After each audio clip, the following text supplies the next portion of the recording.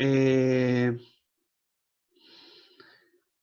una trama teórica conceptual sobre la cual se sitúa la psicología comunitaria y sobre la cual podemos reconocer la forma en cómo heredó la crítica al proyecto moderno, ¿sí? A mí me parece sumamente interesante hacer este ejercicio porque a veces cuando se estudia los antecedentes de la psicología comunitaria, uno se remite directamente a la psicología de la liberación, por ejemplo, de Ignacio Martín Baró. Pero se pierde de vista también que Ignacio Martín Baró está leyendo a la psicología social crítica, por ejemplo, europea, ya sea teoría de la representación, interaccionismo simbólico, etc. Y a la vez ellos, digamos, los representantes de interaccionismo simbólico, representaciones sociales, están leyendo también otras corrientes catalogadas como críticas.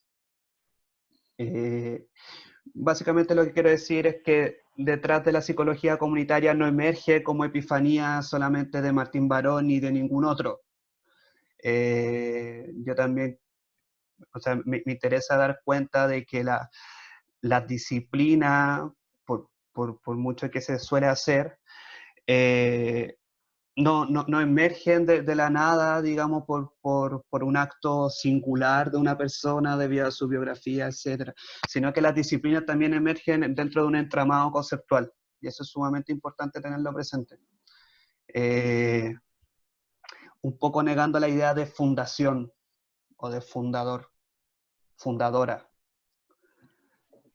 ¿No? El fundador de la psicología comunitaria es, no sé, Paulo Freire, es Marisa Montero, es Ignacio Martín Baró.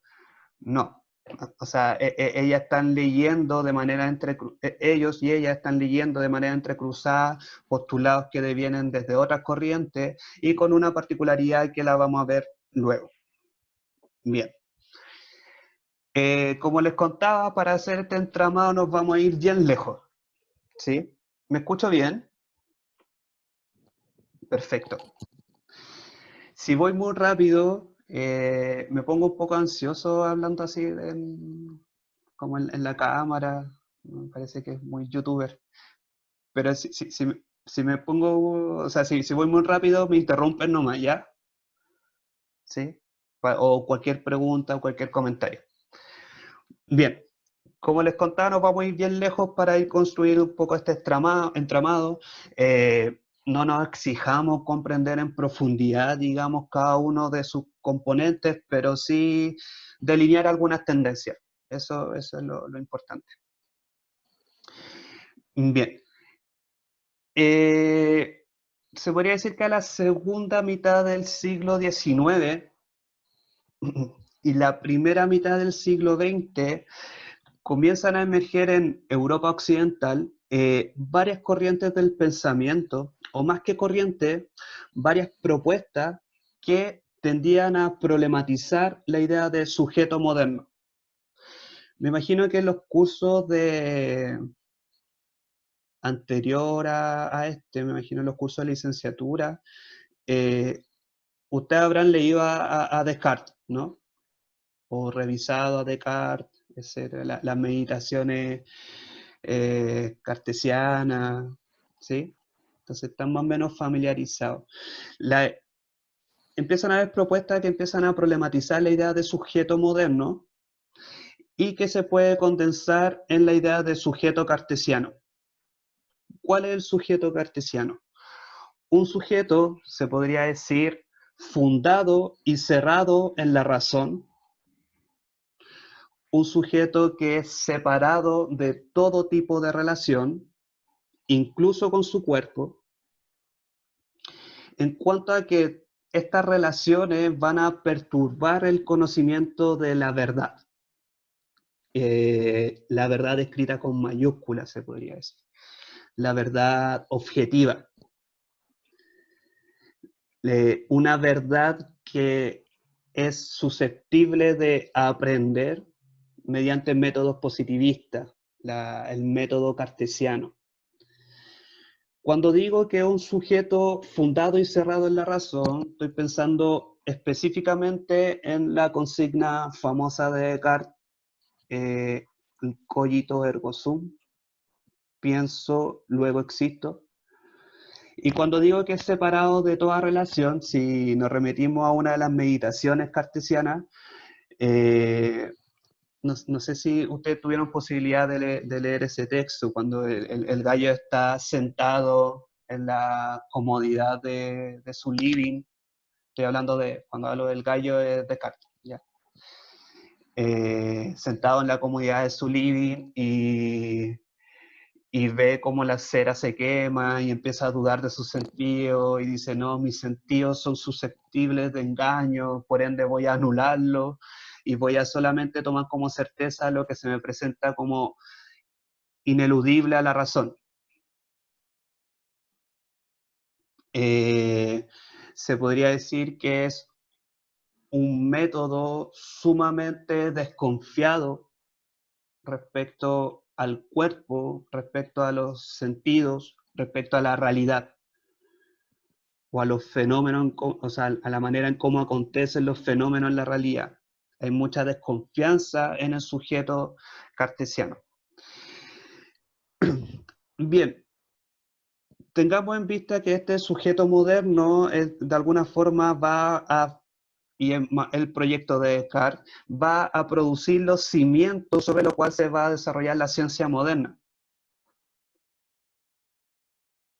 Y sobre la cual, por ende, se van a desarrollar las ciencias sociales y por las cuales, por ende, se van a desarrollar la psicología en una trayectoria del pensamiento de las ciencias sociales y de la psicología.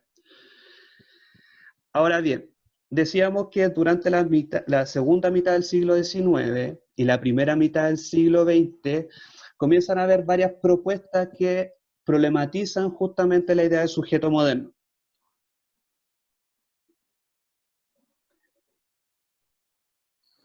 Entre las cuales destacan, como podemos ver acá en el Power, las obras de Marx, las obras de Nietzsche, las obras de Sigmund Freud, que van a ser reconocidos, como dice el filósofo francés Paul Ricoeur, como los maestros de la sospecha. Los maestros de la sospecha. Ah, bueno, paréntesis. A mí me gusta pensar la idea del sujeto moderno, el sujeto cartesiano que acabamos de escribir, en la estatua justamente de Rodin, el pensador. Y no solamente porque está sentado con su posición de intelectual, sino porque es una estatua. El sujeto moderno pierde movilidad, pierde consideración del cuerpo, del dinamismo, de las relaciones, etc.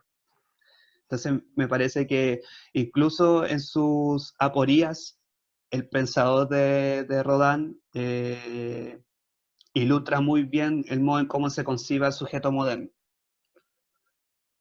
Bien, entonces decíamos que son varios autores, en verdad, que en esta época empiezan a problematizar la idea de sujeto moderno, pero nos vamos a remitir a estos tres, dado a su influencia, no solamente en Europa occidental, sino que afortunado, lamentablemente, ahí me parece que es una posición de cada quien, eh, en el pensamiento universal o en el pensamiento de Occidente en general. ¿Sí?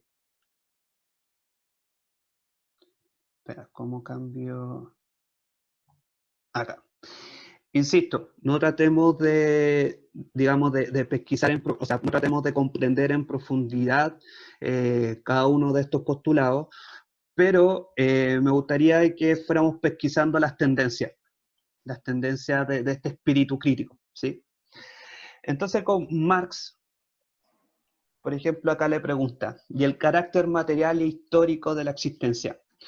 Para Marx, el sujeto moderno, este sujeto, digamos, fundado y cerrado en la razón, va a ignorar, como dice acá, las condiciones materiales y el sentido histórico de la existencia. Es decir, va a ignorar, y acá si me pueden seguir con la flechita, la relación recíprocamente constituyente, se podría decir, entre